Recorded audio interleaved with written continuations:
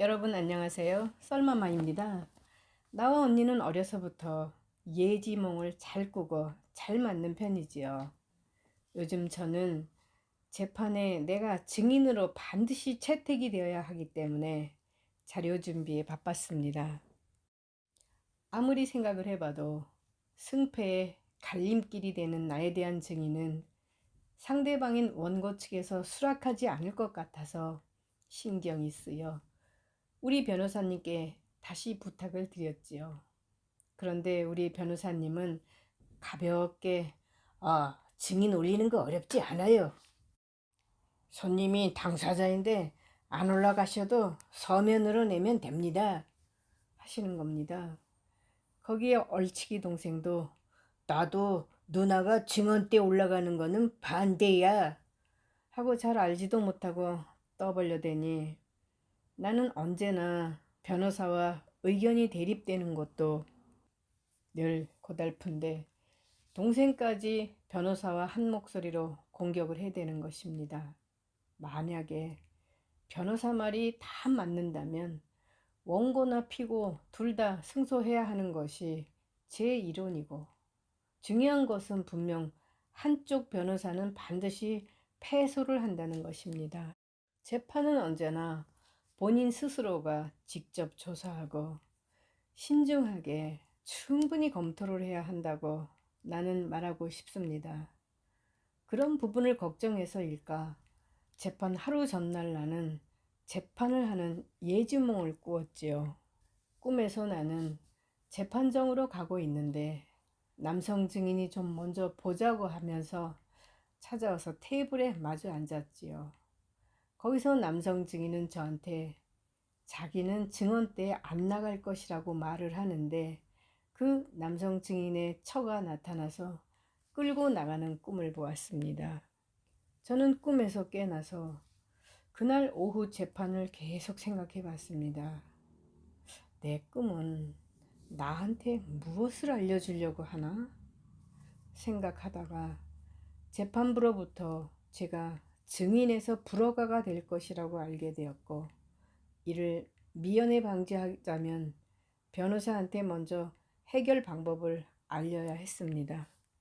재판까지 약 3시간 정도 남았으니 변호사한테 알려줄 시간은 충분했지요. 그래서 문자로 오늘 재판에서 판사님께서 저에 대한 증인 채택을 거절할 것이니 이렇게 말하세요. 남자 증인은 구인이나 해야 재판정에 나오지 자기 스스로는 안 나올 것입니다. 난 이미 꿈에서 안 나갈 것이라는 것을 의사표시하는 것을 보았으니까요. 그러니 당사자인 저라도 증인으로 허가하여 남성 증인이 안 나와도 재판은 속행해달라고 부탁하시면 됩니다. 이윽고 이제는 꿈이 아닌 우리 재판이 시작되었습니다. 재판장님께서는 우리가 신청한 증인 2명 중 당초 예상은 남성 1명만 받아주고 저는 당사자이니 서면으로 제출하려고 불허가를 할 생각이었다고 하십니다. 그러나 남성 증인한테서 재판부에 우편으로 귀가 잘 안 들려 불참하겠다는 의사 표시가 왔다고 말하셨습니다. 여기서 우리 변호사는 제가 예지몽에서 본 그대로 증인은 구인해야만이 나올 것이니 재판에 속행을 위해 저를 증인으로 채택해 달라고 말하셨지요.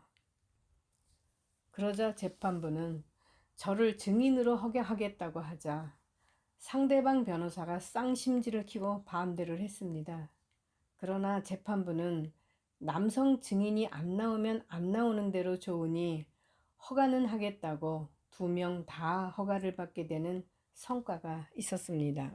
상대방 변호사는 제가 증인으로서 필요 없다고 장황하게 서면까지 제출할 정도로 알레르기가 심했습니다만 저도 생각할수록 신기했습니다.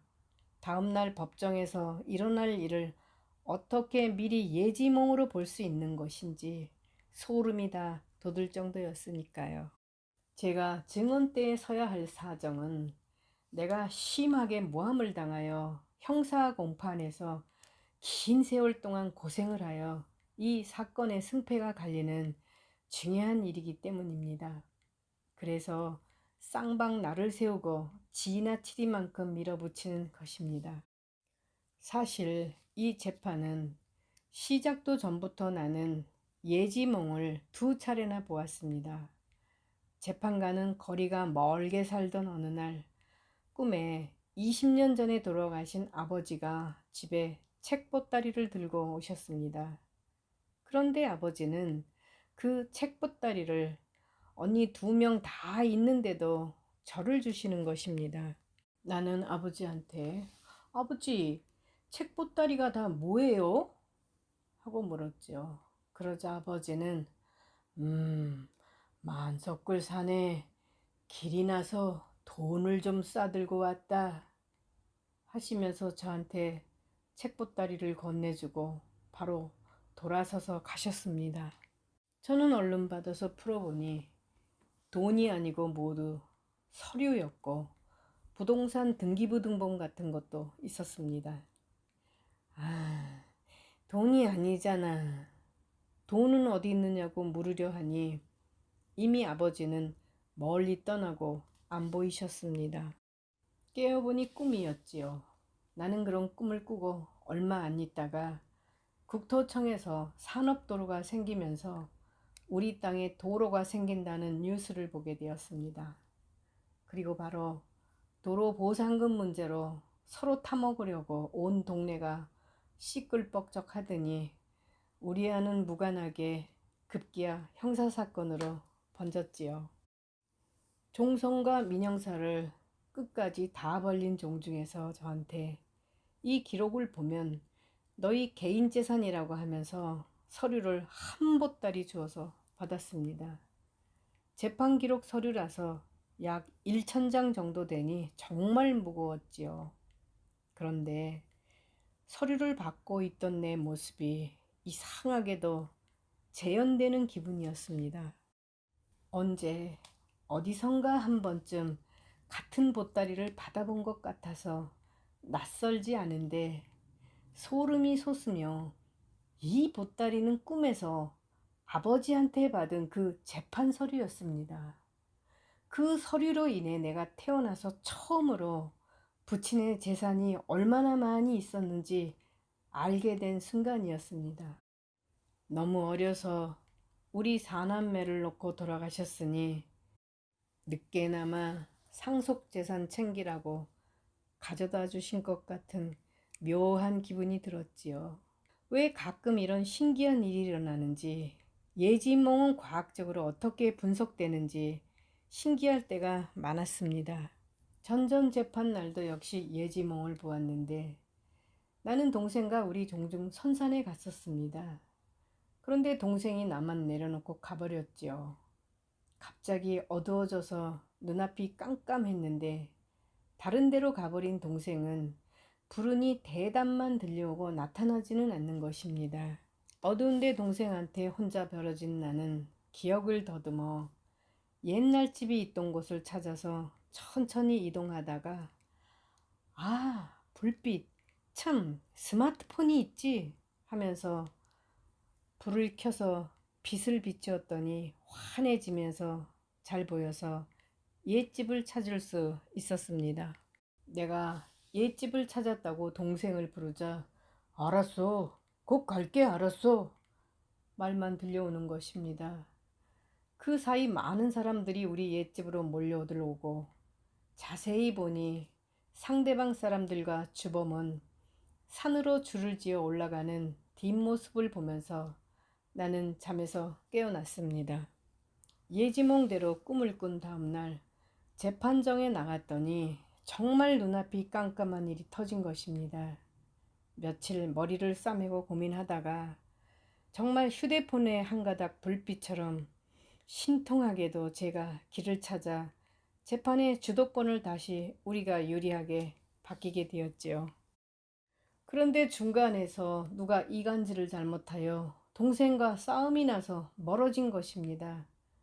중요한 재판 때문에 안 보지는 않지만 다른 사람을 통해서 목소리만으로 협력 전달만 받게 되었으니 정말 꿈대로 되었다는 것은 원래의 자리로 돌아가는 음량의 조화가 아닌가 합니다. 언제부터인가 이미 정해져 있는 길을 가는 것만 같은 느낌이랄까요? 제3만 상속자들 곁으로 돌아오는 게 아니라 사람의 관계도 원래 자리를 찾아간다면 저는 동생과 사이가 좋지는 않았습니다. 나는 이번 재판에서 1년 후에 일어날 판결도 미리 본 적이 있습니다.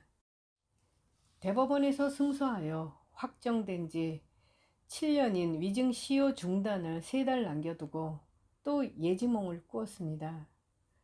동생과 내가 있는 건물에 매일 홍수가 나서 나는 꿈을 보는 것이죠.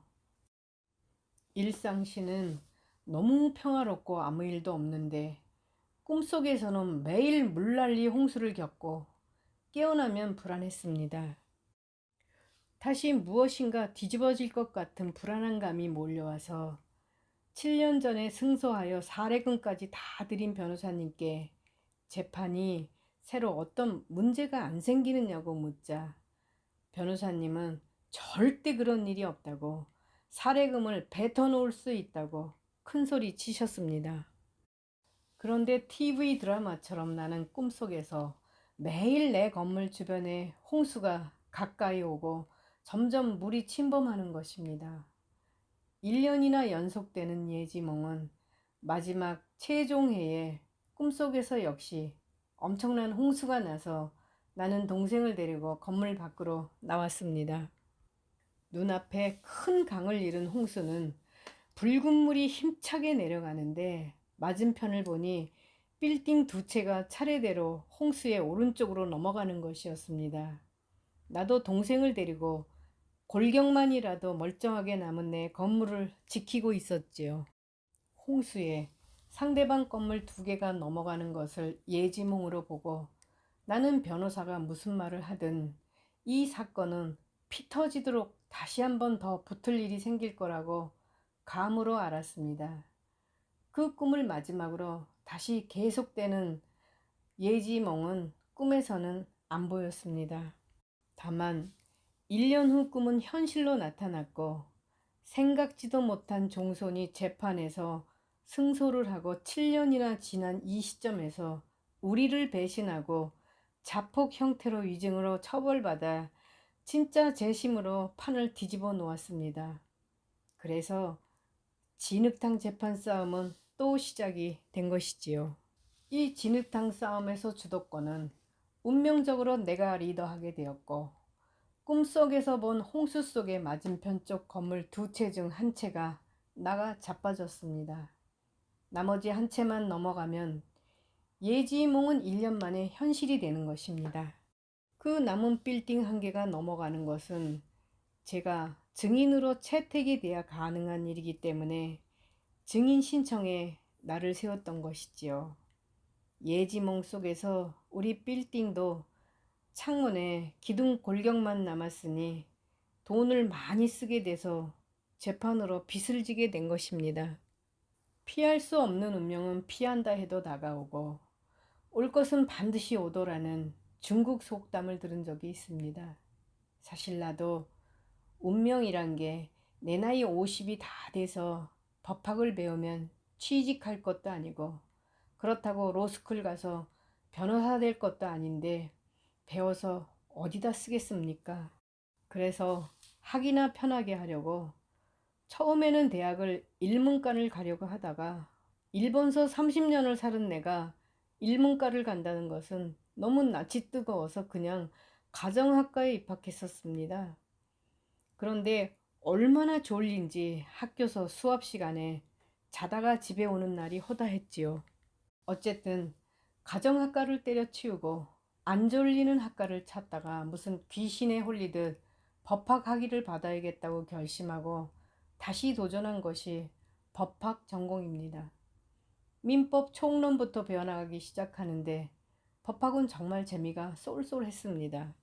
그렇게 시간이 흘러 석사 논문 준비를 하는데 지도 교수님이 종중 논문을 하나 주면서 종중에 관련하여 논문을 쓰라고 추천하여 나는 기를 쓰고 종중으로 석사학위를 받았습니다.